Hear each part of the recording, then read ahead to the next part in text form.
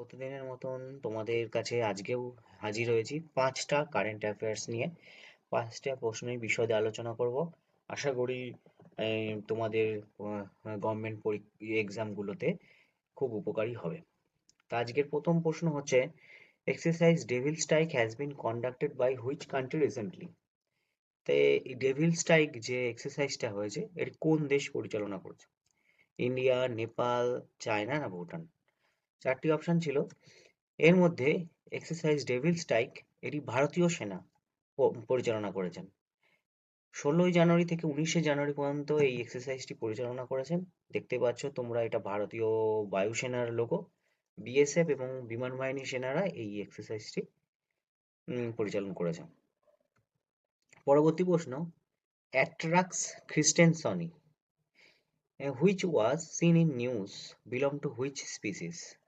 দেখো, অ্যাট্রাক্স খ্রিস্টেনসনি যেটি খবরে দেখা গেছে, এটি কোন প্রজাতির অন্তর্গত, মানে এটি কি আসলে? এটি স্পাইডার নাকি ফ্রগ নাকি স্নেক নাকি ফিশ?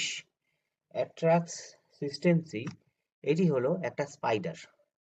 রিসেন্টলি এই স্পাইডারটা অস্ট্রেলিয়ান বিজ্ঞানী এরা আবিষ্কার করেছেন। এটি একটি বড় ধরনের বেশ স্পাইডার।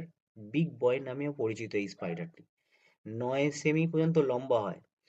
এটার রং হচ্ছে বাদামি থেকে কালো রং পর্যন্ত এর হতে পারে।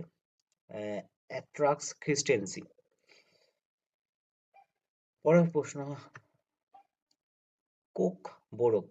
Coke বোরোক is official language of which Indian state? Kokborok কোন রাজ্যের সরকারি ভাষা? 4টি অপশন, মেঘালয়, সিকিম, নাগাল্যান্ড না ত্রিপুরা? ছবি দেখতে পাচ্ছ, রিসেন্টলি এই কোক বোরোক ডে সেলিব্রেট করেছে এই রাজ্যটি, সেটি হলো ত্রিপুরা। ত্রিপুরার টুইপ্রা স্টুডেন্ট ফেডারেশন আগরতলায় এই কোকবরক ভাষার জন্য রোমান লিপির দাবিতে প্রতিবাদ করছে। কোকবরক হলো বরক জনগণের ভাষা।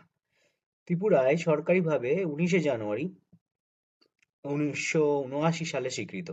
এটি একটি চীনা তিব্বতীয় ভাষা, এই কোকবরক ভাষাটা, যা রাজরত্নাকরের ত্রিপুরী রাজাদের ঐতিহাসিক নথি, অনেক নথি এই কোকবরক ভাষায় লেখা হয়েছিল।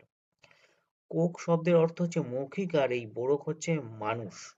2011 সালের আদমশুমারিতে দেখা গেছে ত্রিপুরায় প্রায় 23.97% লোক এই ভাষায় কথা বলে।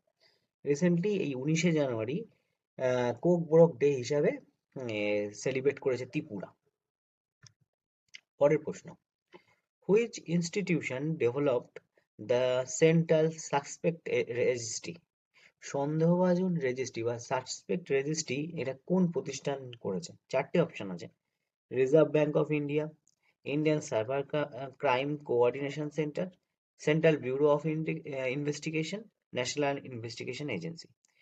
4টে অপশনের মধ্যে সঠিক উত্তর Indian cyber crime coordination centre.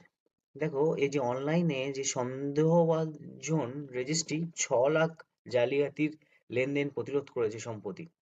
প্রায় 1800 কোটি টাকা সাশ্রয় করেছে। এই সাইবার অপরাধে শনাক্তকারীদের একটি রেজিস্ট্রি দিয়ে জালিয়াতির ঝুঁকি ব্যবস্থাকে শক্তিশালী করছে। এটি ক্রাইমের জন্য, সাইবার ক্রাইম প্রতিরোধ করার জন্য এই রেজিস্ট্রিটা করা হয়েছে এই Indian cyber crime coordination centre থেকে। পরের প্রশ্ন, which state government has launch she cohort 3.0 initiative to empower woman led startup?